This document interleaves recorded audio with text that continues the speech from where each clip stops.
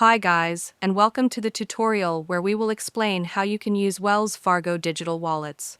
So let's jump right in.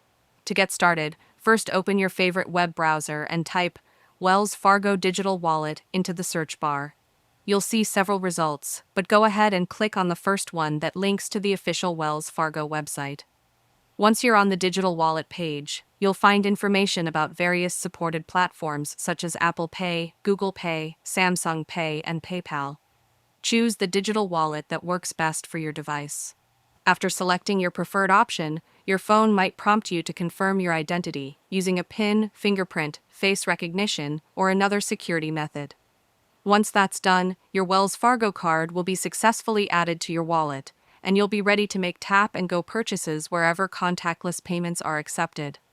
Plus, from that same page, you can access additional features like customer service, ATM locators, and language preferences to personalize your experience even further.